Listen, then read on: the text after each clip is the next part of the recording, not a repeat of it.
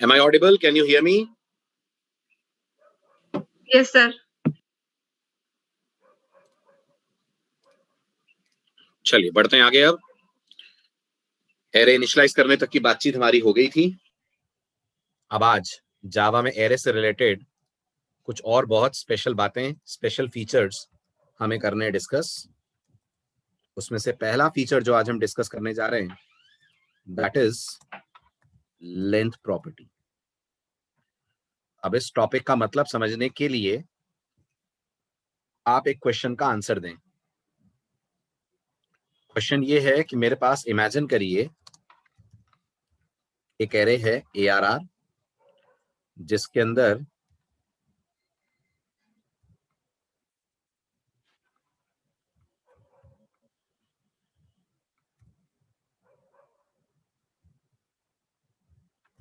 ये कुछ डेटा मैंने रखा है, ठीक है, कुछ रैंडम नंबर्स रखे हैं।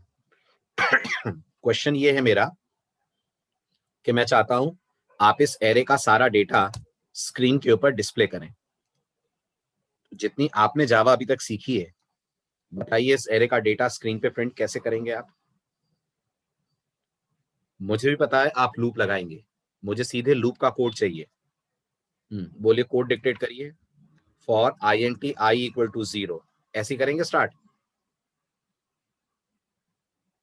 है ना? फिर इसके बाद I लेस देन, क्या आएगा लेस देन के बाद? लेस देन के बाद क्या आएगा? जल्दी जल्दी बोलिए। लेस देन के बाद आप एरे की लेंथ काउंट करके यहां पर लिखेंगे ना 11। अगर आप गिने तो इस एरे में 11 एलिमेंट्स हैं, तो आप यहाँ 11 लिखेंगे। ये जो 11 है, ये आप काउंट करके लाए ना, मैनुअली काउंट कराए ना आपने अभी कि एरे में 11 नंबर है ना? उसके बाद फिर आप यहाँ लिखेंगे I प्लस प्लस, और फिर फॉर लूप के अंदर आपका स्टेटमेंट होगा system dot out dot println ARR I, ऐसे ही होगा, ठीक है। अब अगर मैं एरे में कुछ नंबर ऐड कर दूं या कुछ नंबर एरे में से हटा दूं, तो आपको ये 11 को भी चेंज करना पड़ेगा, करना पड़ेगा कि नहीं? राइट, करना पड़ेगा। तो जावा कहती है आपको अगर कभी भी एरे की साइज गिननी हो, साइज पता करनी हो, ये पता करना हो कि एरे में कितने एलिमेंट्स हैं, तो जहां आप मैनुअली 11 लिख रहे हैं, आप इसे रिप्लेस कर सकते हैं। We can replace this with a special property जो हर एरे के पास होती है, with a special property which is available to every array in Java, and what that property is called as, वो आप टाइटल देखकर समझ ही गए होंगे। That property is called as length property,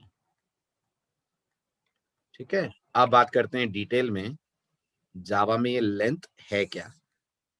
तो ये बताइए, जावा में एरेस ऑब्जेक्ट्स होते हैं? बोलिए, होते हैं? होते हैं। अगर आपने ऑब्जेक्ट ओरिएंटेड प्रोग्रामिंग पढ़ी है, तो हर ऑब्जेक्ट के पास डेटा और मेथड्स दोनों होते हैं, राइट। तो ये जो एरे ऑब्जेक्ट है, इसके पास एक डेटा मेंबर है। जैसे आपने C++ में स्टूडेंट क्लास बनाकर उसके अंदर रोल, ग्रेड, परसेंटेज नाम के डेटा मेंबर रखे थे, ऐसे जावा ने एरे की क्लास के अंदर एक डेटा मेंबर रखा है, ठीक है। और उस डेटा मेंबर का नाम क्या है? उस डेटा मेंबर का नाम है लेंथ। क्या डेटा टाइप है इस डेटा मेंबर की? इस डेटा मेंबर की डेटा टाइप इंट है, ये इंट टाइप का डेटा मेंबर है। तो in Java, since arrays are objects, so within every array,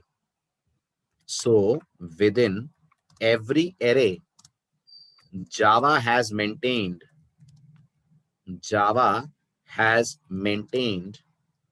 an int data member called as length, which holds the number of elements present in the array. आपके array में इस वक्त कितने data member हैं? ये जावा आपको लेंथ से बता देगी, right. What is the syntax of using length? Length को यूज करने का सिंटेक्स क्या होता है? तो लेंथ को यूज करने के लिए आप एरे रेफरेंस का नाम लेंगे, उसके बाद डॉट लगाएंगे और उसके बाद लिखेंगे लेंथ। ध्यान दीजिएगा, पैरेंथेसिस नहीं आएगा। क्यों नहीं आएगा? क्योंकि लेंथ अपने आप में मेथड नहीं है, लेंथ अपने आप में डेटा मेंबर है। ध्यान दीजिए, पैरेंथेसिस लगा देंगे तो आ जाएगी एरर। आ रहा है समझ? तो मैं इस लाइन को यहां लिख भी दे रहा हूं ताकि आप ये गलती ना करें। No parenthesis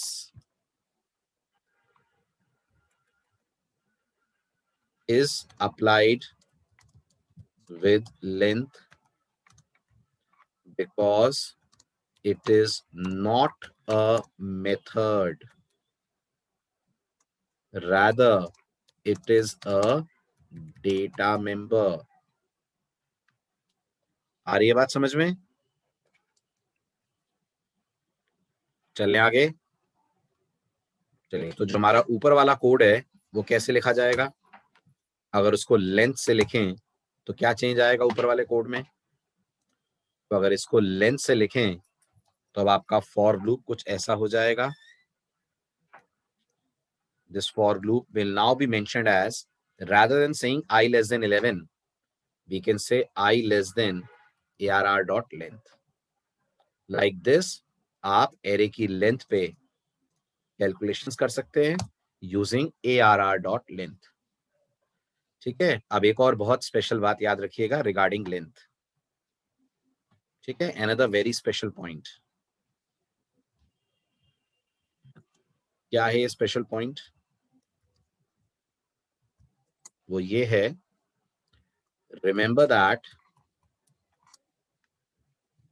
length is a read only property in Java. ठीक, क्या मतलब है इसका? जल्दी बोलिए। दिस मीन्स दैट, बोलिए बोलिए बोलिए। अगर मैं कह रहा हूं लेंथ रीड ओनली है तो इसका मतलब आप उसे कोई वैल्यू असाइन नहीं कर सकते। This means that we can not assign any value to length. So the following is wrong. क्या? कि आप लिखें जावा में arr.length is equal to 15, ये लिखेंगे तो जावा दे देगी एरर। ठीक है, और जावा में याद रखिए जो चीजें रीड ओनली या कांस्टेंट होते हैं उसे बोलते हैं जावा में फाइनल। सी डबल प्लस में कांस्टेंट पढ़ा है, ऐसे जावा में फाइनल होता है। सी और सी प्लस प्लस जैसे हमें कॉन्स्ट देती हैं, ऐसे जावा लैंग्वेज हमें कॉन्स्ट की जगह फाइनल देती है। तो जो लेंथ प्रॉपर्टी है वो फाइनल प्रॉपर्टी है। आप लेंथ प्रॉपर्टी में कुछ भी असाइन करेंगे तो जावा विल गिव एरर। ठीक है, अब इतने की करते हैं थोड़ी सी प्रैक्टिस, फिर मैं आपको एक असाइनमेंट देता हूं, वो फटाफट सॉल्व कीजिएगा। ठीक, चलिए नेटबीन्स पे करते हैं। आपको नेटबीन्स पे कमांड लाइन आर्गुमेंट पास करना सिखाया नहीं है ना मैंने, तो उसको भी कर लेंगे डिस्कस।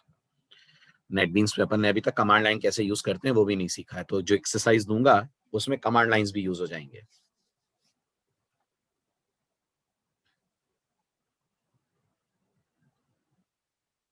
डेटा को प्रॉपर्टी बोलते हैं प्रदीप। ऑब्जेक्ट ओरिएंटेड वर्ल्ड में ऑब्जेक्ट के अंदर का जो डेटा मेंबर होते हैं उन्हें प्रॉपर्टी, एट्रीब्यूट्स, इन सब नामों से जाना जाता है। ये ऑब्जेक्ट ओरिएंटेड प्रोग्रामिंग की वोकैबुलरी है, आपने नहीं पढ़ी है? उप्स, पढ़ी है?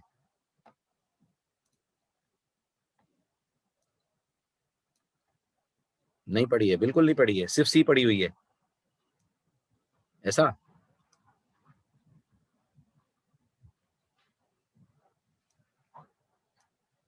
थोड़ी बहुत पढ़ी हुई है तो अच्छे से पढ़ लो। ऑब्जेक्ट ओरिएंटेड प्रोग्रामिंग के बिना गाड़ी चलेगी नहीं आगे। जब जावा में आएगी तब ध्यान से पढ़ना, और मेरी सलाह है तब तक आप सी डबल प्लस में भी पढ़ लीजिए ऊप्स, बहुत अच्छे से, फिर जावा की ऊप्स समझ में आएगी। हमारा फोल्डर कहाँ है? We are Java batch 3, so this should be a folder. Yes, online Java batch 3। ठीक है, तो अब नोटिस करिए लेंथ के आपको कुछ डेमोज दे रहा हूं मैं। तो मैंने एरे डेमो नाम का कोड लिखा, एरे डेमो 2 कर लेते हैं। इस एरे डेमो 2 के अंदर मैंने मेन बनाया और मेन के अंदर मैंने इंटीजर्स का एक एरे डिक्लेयर करा, int square bracket ARR is equals to, और रैंडमली कुछ वैल्यूज इसके अंदर मैंने स्टोर करी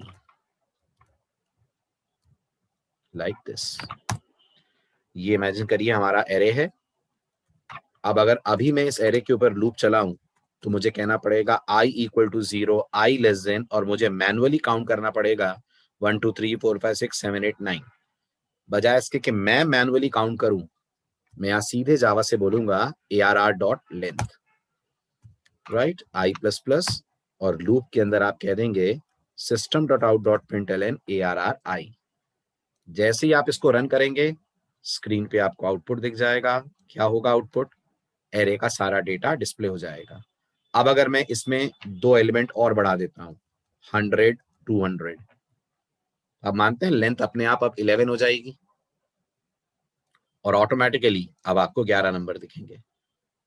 ठीक है, इसमें से मैं 4 नंबर हटा देता हूं या 5 नंबर हटा देता हूं, अपने आप लेंथ अब 11 माइनस 5 6 हो जाएगी, राइट। और फिर मैं जब रन करूंगा तो मुझे ये 6 नंबर दिखेंगे। तो एज अ डेवलपर आपको टेंशन नहीं लेनी है कि एरे में अभी कितना डेटा है। कितना डेटा है वो जावा खुद ही कैलकुलेट कर लेगी by making use of length. ये भी क्लियर है? अच्छा, अब अगर मैं इसको कर दूं less than equal to ARR dot length तो क्या होगा? क्या कहना है आपका? अगर यहां मैं लेस देन इक्वल टू लगा दूं तो क्या होगा? What will happen? शाबाश। प्रोग्राम सारा डेटा प्रिंट करके लास्ट में दे देगा array index out of bounds exception दे रहा है।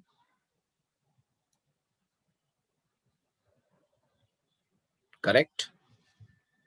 ये आ रही है आपके एरे के साथ इशू अगर आप रेंज के बाहर जाने की गलती करते हैं तो। चले आगे। चलिए, अब आपको बनानी है एक छोटी सी एक्सरसाइज। आपके लिए एक्सरसाइज ये है, write a program to accept some integers from the user from command line arguments and display their sum. Make sure that if the user passes less than 2 numbers, then your code should display the message, please pass at least 2 numbers. ये है आपके लिए programming challenge. सुन लीजिएगा ध्यान से क्या करने को कह रहा हूं मैं। आप ऐसा कोड लिखें जिसे जब मैं कमांड प्रॉम्प्ट से रन करूं, मान लीजिए आपके प्रोग्राम का नाम है ऐड, तो मैं यहां से जितना मुझे पास करना होगा उतना डेटा पास करूंगा, जितना भी मेरा मन करेगा एज अ यूजर। इमेजिन करिए मैंने ऐड को कॉल करते वक्त यहां से पास करा 10 5 12, तो जैसे ही मैं 10 5 12 लिखकर एंटर स्ट्राइक करूं, आपका प्रोग्राम मुझे जवाब दे दे 10 5 और 12 का सम कितना होता है, तो आंसर आ जाए 27। पहला रन। दूसरा रन, जरूरी नहीं है कि मैं 3 ही नंबर पास करने वाला हूं, ऐसा भी हो सकता है मैं आपके प्रोग्राम को रन करते वक्त पास करूं 3 7 12 11 6 4 एंटर, तो आपका प्रोग्राम इन सब को ऐड कर ले, ये जितने भी नंबर दिख रहे हैं, और इनको ऐड करके जो भी सम बनता हो वो सम प्रिंट कर दे। और अगर मैंने आपके प्रोग्राम को रन करते वक्त 2 से कम नंबर पास करे, फॉर एग्जाम्पल मैंने पास करा जावा एट 10, तो अब अकेला नंबर तो ऐड नहीं हो सकता ना, क्या कहते हैं? तो आपका प्रोग्राम बोल दे please pass at least 2 numbers.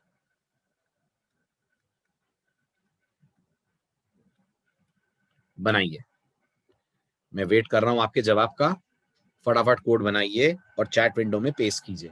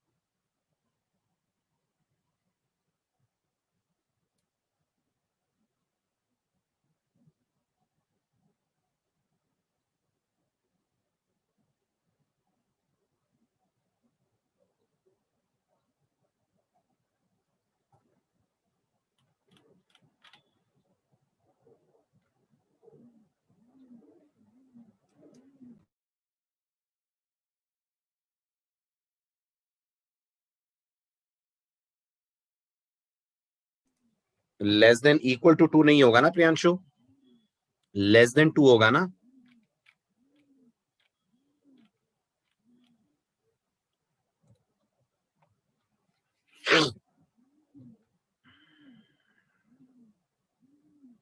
Good, चलिए देखें।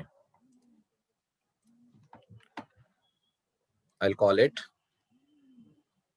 Array demo 3। ठीक है, अब सबसे पहला काम जो आप इस कोड में करने वाले हैं वो ये दैट पता करिए यूजर ने कमांड लाइन से कितने आर्गुमेंट्स पास करें। तो क्या हमें अब आज का लेक्चर समझने के बाद ये पता लग जाएगा कि यूजर ने कमांड लाइन से कितने आर्गुमेंट पास करें? बोलिए जल्दी। क्या ARGS भी एक एरे है? क्या ARGS भी एक एरे है? तो जवाब है यस, ARGS भी एक एरे है। अगर ARGS भी एक एरे है तो इसके पास भी लेंथ होगा।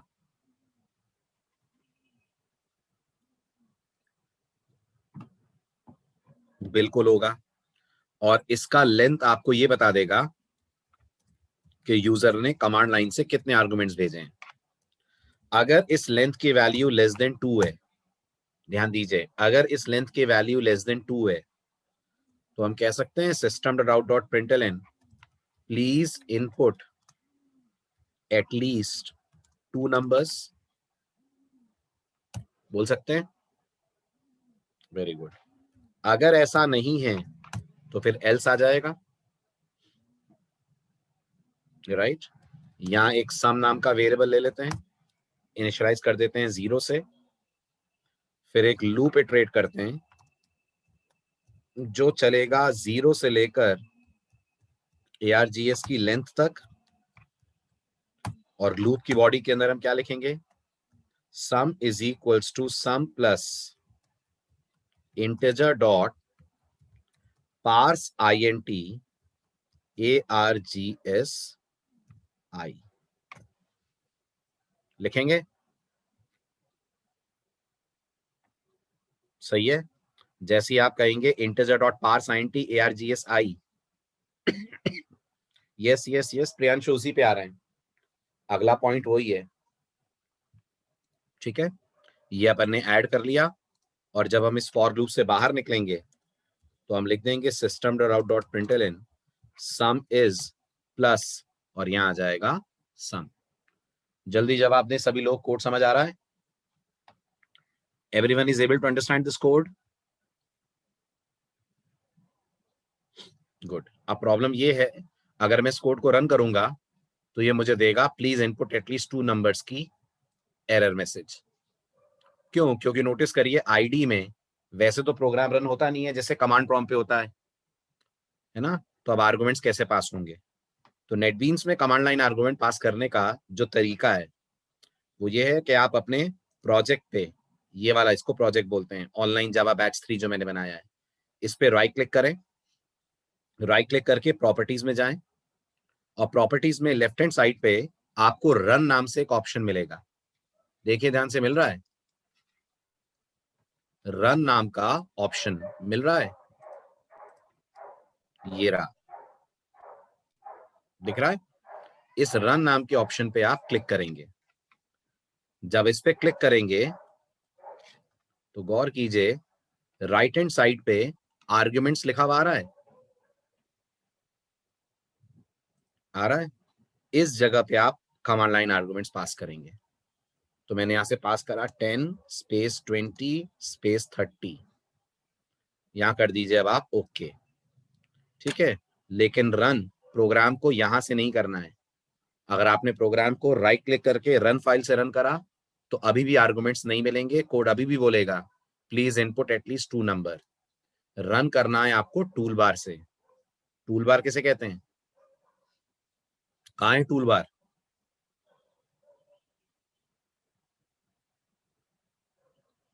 बोलिए बोलिए बोलिए जल्दी, टूल बार कहाँ है? ये रहा टूल बार, जहां आपको प्ले का बटन दिख रहा है। ये जो प्ले का बटन देख रहे हैं आप, this is called tool bar. इस प्ले पे क्लिक कीजिए। राइट, जैसे इस प्ले पे क्लिक करेंगे आप, अब नोटिस करिए आपका पुराना प्रोग्राम रन हो रहा है, वेलकम टू जावा। ये तो आपका पहला वाला प्रोग्राम है ना, टेस्ट डॉट जावा, है ना? ये वाला तो रन कर नहीं रहा है, एरे डेमो 3। तो इसके लिए फिर आप राइट क्लिक करके जाएं प्रॉपर्टीज में, यहाँ रन करें। यहाँ दिख रहा है मेन क्लास में सचिन डॉट टेस्ट है, और हमारी मेन क्लास कौन सी है? हमारी main class Sachin dot test है या सचिन डॉट एरे डेमो 3 है? कौन सी है हमारी? Array demo 3। तो यहाँ राइट क्लिक करके प्रॉपर्टीज में जाकर रन पे आइए। मेन क्लास पे सचिन डॉट टेस्ट लिखा हुआ है, ब्राउज पे क्लिक कीजिए। आपने जितने प्रोग्राम बनाए होंगे सबके नाम आएंगे, इसमें से सेलेक्ट कर लीजिए आपका टारगेट प्रोग्राम, जो मेरे लिए है एरे डेमो 3। ठीक है, अब आप यहीं से रन करेंगे टूल बार से। तो नोटिस करिए प्रोग्राम ने आपको दिखा दिया सम है 60। ठीक है, फिर देख लीजिए प्रोसेस। नेटबीन्स से कमांड लाइन आर्गुमेंट्स पास करने के लिए अपने प्रोजेक्ट पे राइट क्लिक करते हैं, प्रॉपर्टीज में जाते हैं, जो विंडो आती है उसमें रन पे क्लिक करते हैं। तो यहाँ आर्गुमेंट्स लिखा हुआ आएगा, यहाँ से जितने आर्गुमेंट पास करने हैं कर दीजिए, और यहाँ आपको अपने प्रोग्राम का नाम सेलेक्ट करना है। उसके लिए ब्राउज पे क्लिक कीजिए। आपके पैकेज में जितने प्रोग्राम होंगे सब दिख रहे होंगे। आपको जो प्रोग्राम रन करना है उसका नाम सेलेक्ट करिए। तो मैंने सेलेक्ट करा एरे डेमो 3। सेलेक्ट करने के बाद सेलेक्ट मेन क्लास कर दीजिए, ओके कर दीजिए। लेकिन रन अभी भी करना है आपको यहां से, यानी कि टूल बार से। ठीक है, अब अगर मैं यहां से 2 से कम नंबर पास करूंगा तो इफ चलेगा? क्या कहना है आपका? यस, इफ चलेगा, और कोड मुझे कह देगा प्लीज इनपुट एटलीस्ट 2 नंबर्स। ठीक है, अब मेरे अगले सवाल का जवाब दें आप लोग। अगर मैं ये एल्स ना लगाऊं तो क्या इस प्रोग्राम में कुछ प्रॉब्लम है? Everyone please answer. अगर मैं ये एल्स ना लगाऊं तो क्या मेरे इस प्रोग्राम में कुछ प्रॉब्लम है, कुछ दिक्कत है? दिक्कत ये है कि अगर मैं एक नंबर पास करता हूं तो प्रोग्राम ये तो बोलेगा प्लीज इनपुट एटलीस्ट 2 नंबर्स। फिर इसके बाद क्या होगा? इसके बाद आगे बढ़कर सम में 0 डालेगा। सम में 0 डालने के बाद लूप चलाएगा, चलाएगा। एक बार चलेगा ना लूप, क्योंकि लेंथ 1 होगी, एक नंबर ऐड करके उसी को सम की तरह दिखा देगा। तो ये तो गलत हो गया ना। मैं तो नहीं चाहूंगा कि 1 के केस में चले। तो अगर मैं आपसे कहूं ऐसा क्या कर सकते हैं कि इस इफ में जाने के बाद हमारा प्रोग्राम टर्मिनेट हो जाए, आगे बढ़े ही ना, तो आप लोग सी में एग्जिट लिखते थे। प्रोग्राम को किल करने के लिए सी में एग्जिट नाम का फंक्शन यूज होता था। जावा में इसी की जगह हम लिखते हैं system dot exit. Correct. System dot exit क्यों कह रहे हैं? अब ये मुझे आपसे सुनना है, बताओ क्यों कह रहे हैं सिस्टम डॉट एग्जिट? जल्दी बताइए, आपको सब पता है। Very good. एग्जिट एक मेथड है, और कैसा मेथड है? कॉल देखकर समझ में आ रहा होगा, स्टैटिक मेथड है। कौन सी क्लास का स्टैटिक मेथड है? तो जवाब है सिस्टम क्लास का स्टैटिक मेथड है। क्योंकि वो सिस्टम क्लास का स्टैटिक मेथड है, इसलिए कॉल होगा सिस्टम डॉट एग्जिट और पैरेंथेसिस में 0। 0 1 याद है? पढ़ें। एग्जिट में 0 1 का मतलब क्या होता है? पढ़ा होगा आपने सी में। एग्जिट में 0 का मतलब यहां भी बताता है सक्सेस, राइट। और अगर आप यहाँ 1 लिखते तो यहां भी इस बात का मतलब होता प्रोग्राम फेलियर के कारण बंद हो रहा है। इसलिए जावा में अगर आपको अपने प्रोग्राम को कभी किल करना हो तो आप यूज कर सकते हैं सिस्टम डॉट एग्जिट। तो आप नोटिस करिए, अब हमारा कोड इफ के ट्रू होने के बाद आगे वाले पार्ट पे जाएगा ही नहीं, और यही हो जाएगा टर्मिनेट। चलूं आगे, समझ आ गया? चलिए अब आते हैं एरे से रिलेटेड बहुत इंपॉर्टेंट अगले टॉपिक पे, कुछ ज्यादा इंपॉर्टेंट, जो आज के बाद मैक्सिमम एप्लीकेशंस में आप यूज होता हुआ देखेंगे। Now we are going to learn a very very special loop जो जावा लैंग्वेज ने हमें प्रोवाइड करा है, जिसका नाम जावा में होता है एनहांस्ड फॉर लूप, और some people call it for each loop. Okay, so now let's discuss ये क्या है। अगेन शुरुआत में करूंगा एक छोटे से क्वेश्चन से। क्वेश्चन ये है कि इमेजिन करिए I have this array with me initialize with some random values, let's say 10 20 30 40 50 60. now can you tell me, मुझे इस एरे पे अगर लूपिंग करनी है, इस एरे का सारा डेटा 1 by 1 स्क्रीन पे प्रिंट करना है, तो जितनी आपने जावा पढ़ी है हमारे पास क्या ऑप्शन है? इस एरे का सारा डेटा 1 by 1 स्क्रीन पे डिस्प्ले करना है, तो जितनी आपने जावा पढ़ी है हमारे पास क्या ऑप्शन है? Very good. जितनी आपने जावा पढ़ी है इस एरे पे लूप करने के लिए हमारे पास जो ऑप्शन है उसे हम बोलेंगे रेगुलर फॉर लूप। आज से एक नया नाम, एरे के ऊपर लूप करने के लिए जो आपके पास अभी तक का ऑप्शन है उसे हम बोलेंगे रेगुलर फॉर लूप। आ रहा है समझ? रेगुलर फॉर लूप वही लूप है जो आप इतनी देर से चला रहे थे। अच्छा, कैसे रेगुलर फॉर लूप कैसे लिखा जाएगा? वो लिखा जाएगा for integer i equal to 0, i less than ARR dot length i plus plus. और फिर इस लूप के अंदर आप लिखेंगे system dot out dot println ARRI। करेंगे? यही तरीका है आपका रेगुलर फॉर लूप का। फाइन। अब अगर मैं आपसे कहूं इस फॉर लूप में इनिशियलाइजेशन आपको करना पड़ रहा है, क्या कहते हैं? ये आई इक्वल टू 0 आपको लिखना पड़ रहा है। यस। ना लिखना पड़े तो?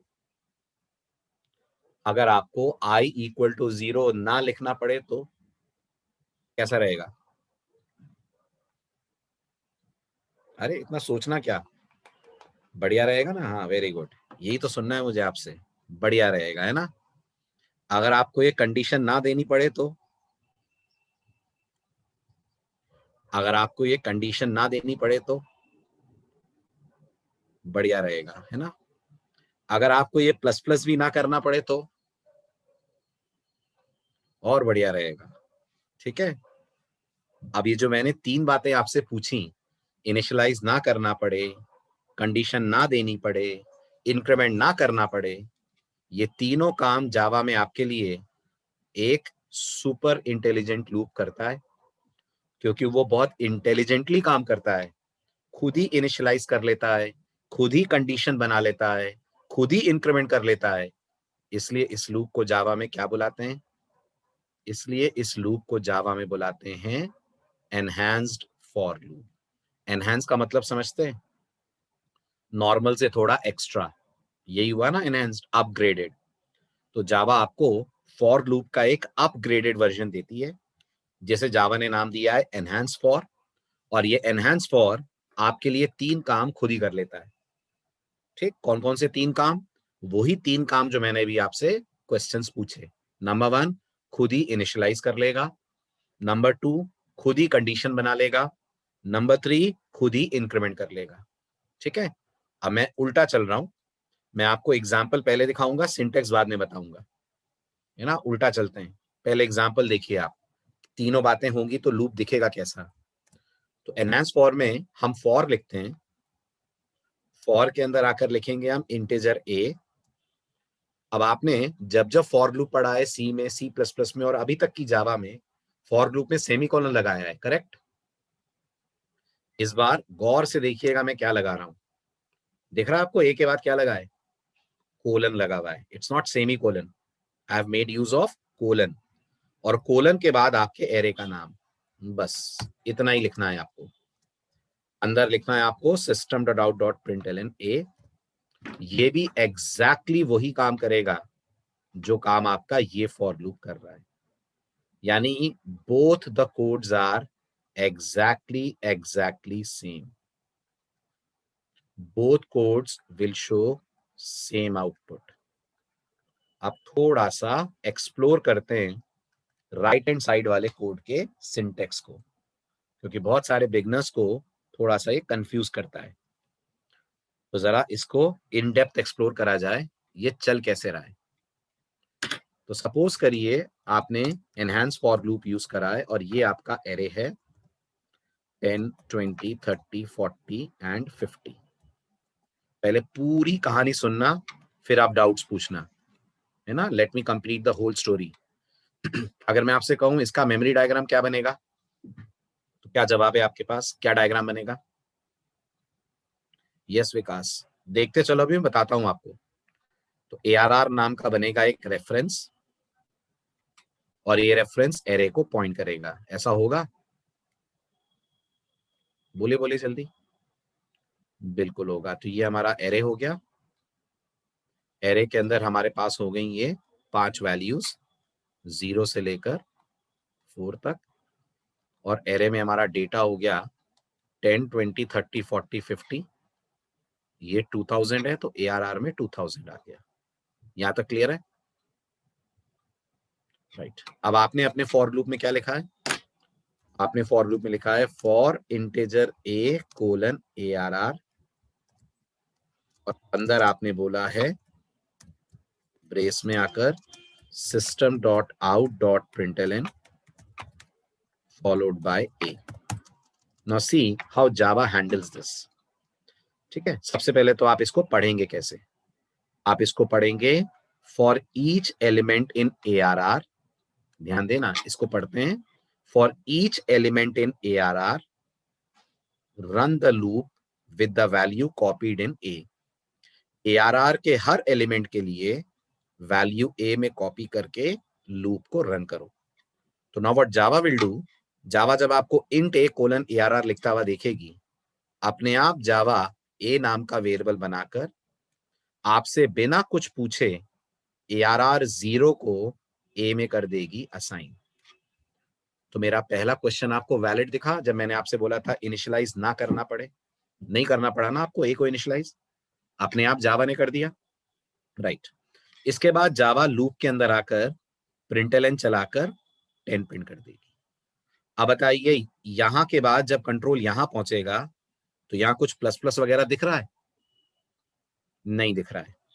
लेकिन अपने आप जावा इस 20 को इस ए के अंदर कॉपी करेगी, फिर लूप के अंदर आकर 20 प्रिंट करेगी, फिर ये 30 इस ए में कॉपी होगा, 30 प्रिंट होगा, फिर ये 40 इस ए में कॉपी होगा, 40 प्रिंट होगा, फिर ये 50 कॉपी होगा, 50 प्रिंट होगा, और जब ये पांचों एलिमेंट बारी बारी से ए में असाइन हो जाएंगे, जावा अपने आप लूप को रोक देगी, जावा अपने आप लूप को कर देगी टर्मिनेट।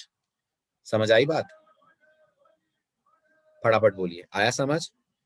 राइट? तो इसके मतलब 2-3 फायदे तो आपको अभी दिख गए होंगे। सबसे बड़ा फायदा इसका ये है, ये लूप कभी इनफाइनाइट नहीं होगा, मानते हैं? ना ही ये लूप कभी एक्सेप्शन देगा, ये भी मानते हैं? जबकि इस वाले फॉर लूप में बताइए, अगर मैं गलती से कंडीशन भूल जाऊं, अगर मैं गलती से ये कंडीशन भूल जाऊं, इसको ऐसे कर दूं, तो ये लूप इनफाइनाइट चल जाएगा, रेगुलर फॉर चल जाएगा, है ना? और अगर मैं गलती से यहां लिख दूं i less than equal to ARR dot length, तो ये वाला for loop array index out of bounds exception देगा, है ना? लेकिन एनहांस फॉर में ऐसा कुछ नहीं होगा, क्योंकि उस लूप को कंट्रोल कौन कर रहा है? उस लूप को कंट्रोल जावा कर रही है, मैं और आप नहीं कर रहे हैं। और जब जावा लूप कंट्रोल करेगी, तो ना जावा उसे इनफाइनाइट होने देगी, ना ही जावा उसे एक्सेप्शन देते हुए रेंज के बाहर ले जाएगी। तो एनहांस फॉर लूप एग्जैक्टली कितने इटरेशंस लेता है? एनहांस फॉर लूप एग्जैक्टली कितने इटरेशंस लेता है? तो जवाब है उतने जितने आपके एरे के अंदर एलिमेंट्स हैं। जितनी एरे की लेंथ है, गिनकर उतनी बार ये चलता है, ना कम ना ज्यादा, याद रखिएगा। तो अगर आपसे मैं पूछूं इसके बेनिफिट्स बताइए क्या क्या हुए, ये फॉर लूप जो हमने लिखा, इसके हमें क्या क्या बेनिफिट्स मिल रहे हैं?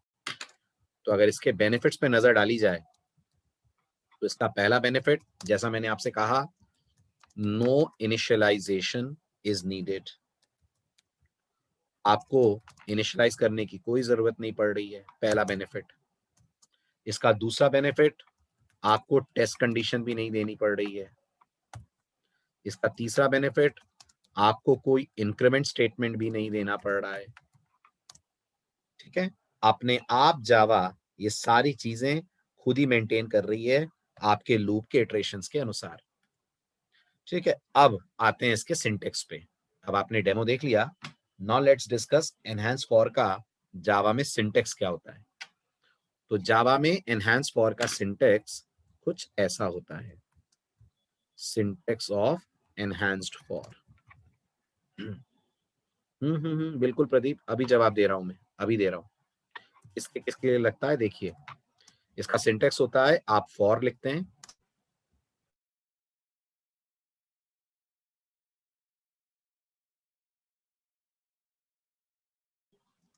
फिर लगाते हैं कोलन, और कोलन के बाद किसका नाम आएगा?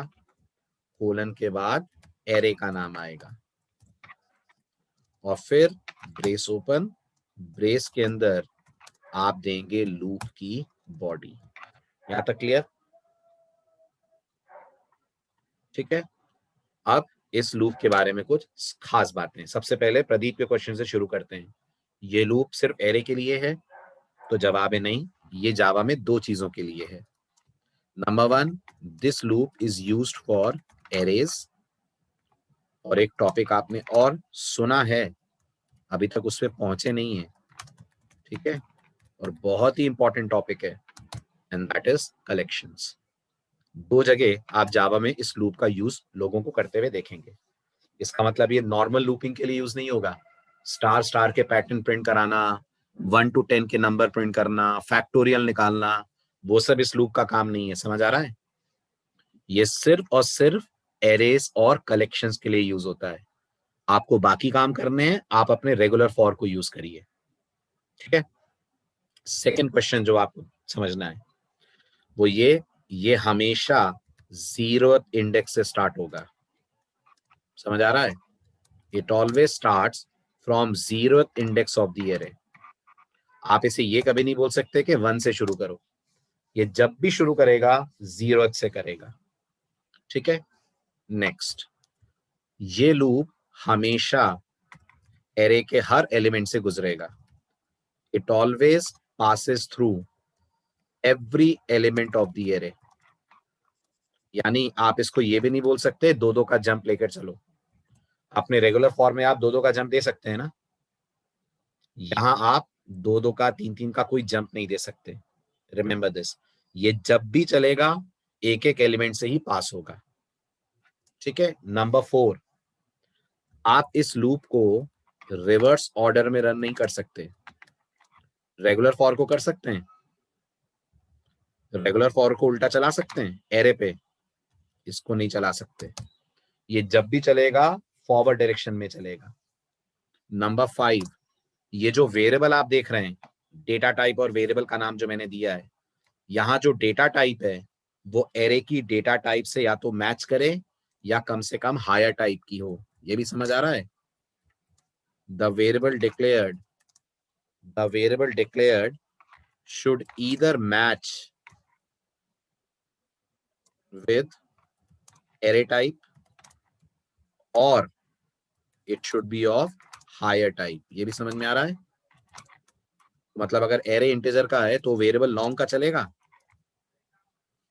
एरे अगर इंटीजर का है तो वेरिएबल लॉन्ग का चलेगा, यस। लेकिन अगर एरे इंटीजर का है तो वेरिएबल बाइट या शॉर्ट का नहीं चलेगा, वो कम से कम इंटीजर होना चाहिए। ठीक है। नेक्स्ट, वो जो वेरिएबल है वो वहीं डिक्लेयर होगा फॉर में, याद रखिएगा। जो रेगुलर फॉर है उसमें आप आई को ऊपर डिक्लेयर कर सकते हैं फॉर के, या नहीं कर सकते हैं। यहाँ की शर्त ये है, the variable used for receiving array values must be declared in the loop itself. ये लूप में ही डिक्लेयर होगा, ये सिंटेक्स का पार्ट है, आप इसे बाहर डिक्लेयर नहीं कर सकते हैं। आई बात समझ? ठीक है। अब इन सब के अलावा एक और बहुत बड़ा डिफरेंस है एनहांस फॉर और रेगुलर फॉर में, उस डिफरेंस को भी ध्यान से ऑब्जर्व कीजिएगा। ये सारे पॉइंट समझ आ गए जो मैंने लिखे हैं? सब क्लियर है? अब एक और डिफरेंस देखिए। ये मेरे पास एरे है, इमेजिन करिए 10, 20, 30, 40 और 50 का। ठीक। इस एरे पे मैंने ये एक सिंपल सा फॉर लूप चलाया, लिखा for integer i equal to 0, i less than ARR dot length i plus plus, और फॉर के अंदर मैंने कहा system dot out dot println ARR i, और यहां कहा मैंने ARR i equal to ARR i plus 2। ये लाइन मैंने लिखी, ARR i equal to ARR i plus 2, ये लाइन मैंने मेंशन करी। ठीक है। और फॉर लूप से बाहर आकर मैंने कहा for int i equal to 0, i less than ARR dot length i plus plus. आप मुझे बताएं इस लूप से जो पहला वाला फॉर लूप मैंने लिखा है, आपके अनुसार वो लूप क्या कर रहा है? जवाब दें। ये जो पहला वाला फॉर लूप आपको दिख रहा है, आपके अकॉर्डिंगली ये लूप क्या कर रहा है? ये वाला जो एसओपी है ये एरे को प्रिंट कर रहा है ना? प्रिंट करने के बाद एरे की हर वैल्यू को हम इंक्रीमेंट कर रहे हैं, ना? मतलब ये हमें स्क्रीन पे दिखाएगा 10, 20, 30, 40, 50 दिखाएगा, लेकिन इतना दिखाने के बाद एरे का डेटा बाय 1 इंक्रीमेंट भी करेगा ना, ये बाय 2 सॉरी, तो 10 को 12 कर देगा, 20 को 22 कर देगा, 30 को 32 कर देगा, 40 को 42 कर देगा, 50 को 52 कर देगा, राइट? तो जब हमारा कोड इस वाले फॉर लूप में आएगा तो ये हमें इंक्रीमेंटेड वैल्यूज दिखाएगा कि पुरानी वैल्यूज दिखाएगा? ये हमें इंक्रीमेंटेड दिखाएगा, यस। तो ये हमें दिखाएगा 12, 22, 32, 42 एंड 52। करेक्ट। अब अपन यही सेम कोड एनहांस फॉर से ट्राई करते हैं। तो मैंने यहां लिखा फॉर INT X:ARR यहां कहा system dot out dot println x, यहां कहा x equal to x plus two, ये लिखा मैंने। और फिर मैंने यहां कर लिखा for I N T x colon A R R, और अंदर कहा मैंने system dot out dot println x. बताइए क्या हो रहा है? Very good. यहां अगर आप ध्यान से देखें तो डेटा आपको मिलेगा 10, 20, 30, 40, 50, और अगली बार फिर मिलेगा 10, 20, 30, 40, 50। क्या आप बता सकते हैं चेंजेस क्यों नहीं हुए? चेंजेस क्यों नहीं हुए? तो उसका जवाब ये है, ये जो चेंज हुआ है अगर आप ध्यान से देखें तो ये एक्स में हुआ है, राइट? ये तो अलग वेरिएबल है ना, x is a different variable ना, वो कोई एरे थोड़ी है। तो जो चेंजेस हो भी रहे हैं वो एक्स में हो रहे हैं, एरे में नहीं हो रहे हैं। इसका मतलब एनहांस फॉर लूप के बारे में एक जरूरी बात याद रखनी है आपको। क्या है वो जरूरी बात? वो जरूरी बात है, we cannot use enhanced for loop, we cannot use enhanced for loop for changing for changing the array data। Array के डेटा को चेंज करने के लिए आप इसे यूज नहीं कर सकते। तो फिर ये किस लिए यूज होगा? Thus this loop can only be used for traversing the array। Thus this loop can only be used for traversing the array। आप इससे सिर्फ एरे को ट्रैवर्स करवा लीजिए, बस। एरे में चेंजेस करने हो तो ये फॉर लूप नहीं कर पाएगा। समझ आया? अब जहां भी एनहांस फॉर पॉसिबल होगा, आज से हम लोग वहां एनहांस फॉर ही यूज करेंगे। रेगुलर फॉर तभी यूज करेंगे जब एरे पे एनहांस फॉर ना लग पा रहा हो। क्लियर हो गया? समझ आ गया? तो जरा वापस लौटिए अपने पुराने कोड पे एंड टेल मी, ये वाला जो कोड आपको दिख रहा है, इसमें ये जो लूप दिख रहा है, क्या इस लूप को एनहांस फॉर से बनाया जा सकता है? अगर हाँ तो मुझे उसका कोड लिख के दीजिए। इस पूरे पोर्शन का कोड लिख के दें अगर आपको लग रहा है ये एनहांस फॉर से रिप्लेस हो सकता है तो। लिखें जल्दी, इस कोड को एनहांस फॉर से रिप्लेस करके दिखाइए।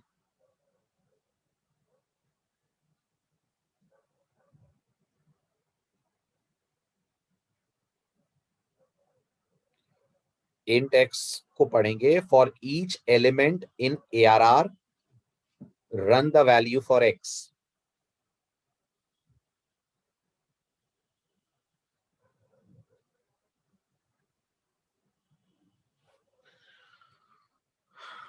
गलत हो गया प्रियांशु, बहुत बड़ी गलती हो गई। ध्यान से देखो क्या गड़बड़ कर दी तुमने, इतना समझाने के बाद भी।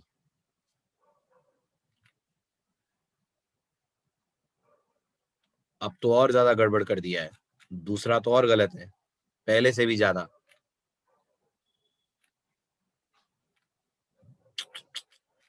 गड़बड़ गड़बड़।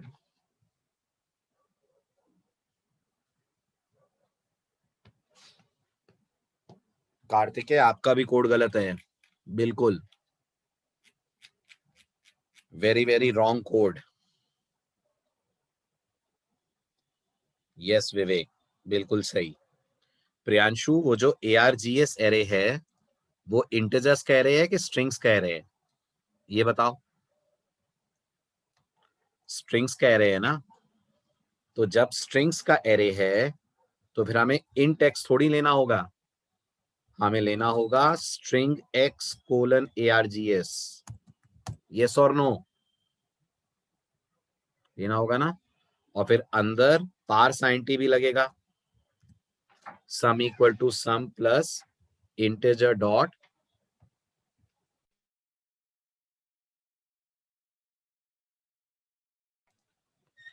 इंटीजर डॉट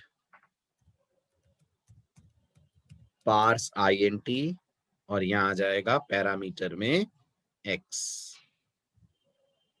समझ आ रहा है? अब चल जाएगा ये, अब आप चलाओ। तो अभी तो अपन ने 2 से कम नंबर पास करे हैं, अब अपन यहाँ पास करते हैं 10, 20, 30, 40, 50, 60। ठीक, ओके, सम आ गया 210। क्लियर?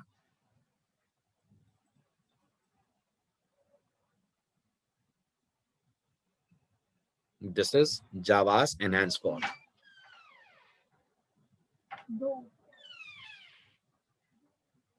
क्लियर? चले आगे।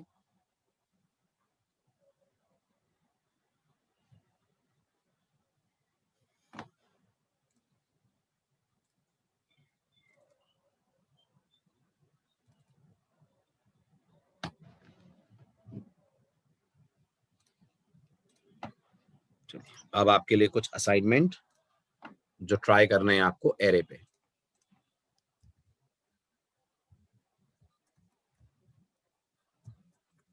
पहला question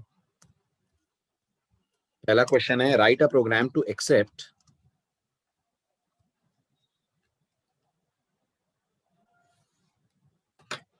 some numbers from command line arguments and sort them in ascending order। ध्यान दीजिएगा, बहुत ही इंटरेस्टिंग कोड है, आपकी स्किल्स इस कोड में अच्छे से टेस्ट हो जाएंगी। आई वांट, आपकी क्लास मान लीजिए सॉर्ट एरे के नाम से है, तो मैं आपके प्रोग्राम को रन करते हुए कहूंगा जावा सॉर्ट एरे 20, 6, 11, 8, 9, 1, 4। ठीक है, तो मुझे आउटपुट में मिलना चाहिए sorted array is, ठीक, 1, 4, then 6, then 8, then 9, then 11, then 20। Question आ रहा है समझ?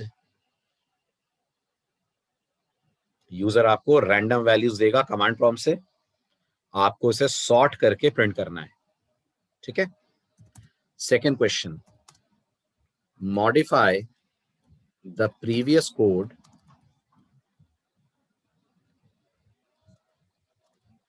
so that if the user passes a as the first value, then sorting is done in ascending order, comma, if he passes e as the first value, then sorting is done in descending order, otherwise display the message please pass sort order। Code को ऐसे change करिएगा कि अब जब मैं program run करूंगा as a user, तो मैं आपको डेटा के साथ साथ सॉर्टिंग का ऑर्डर भी दूंगा। फॉर एग्जाम्पल, अगर मैंने यहां डी पास करा एज फर्स्ट वैल्यू, तो आपका प्रोग्राम क्या समझेगा? आपका प्रोग्राम समझ जाए कि सॉर्टिंग डिसेंडिंग ऑर्डर में होनी है, राइट? तो आउटपुट क्या आना चाहिए? तो आउटपुट आना चाहिए सॉर्टेड एरे इज, और डिसेंडिंग का आउटपुट 20, 11, 9, 8 एंड सो ऑन। आ रही है बात समझ मेरी?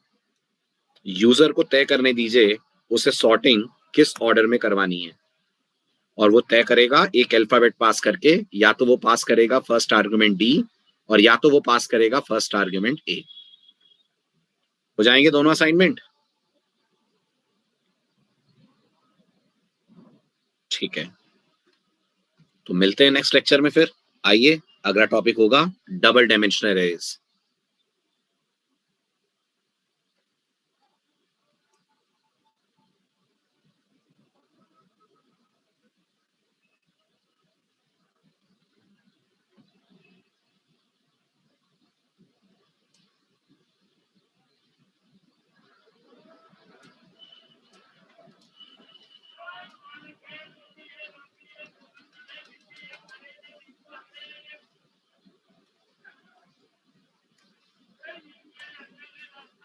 स्क्रीनशॉट्स ले लीजिए। ये पेज 1 है, ये पेज 2, पेज 3, पेज 4, पेज 5, 6 और ये पेज 7। ठीक है, चलिए बाय बाय, टेक केयर।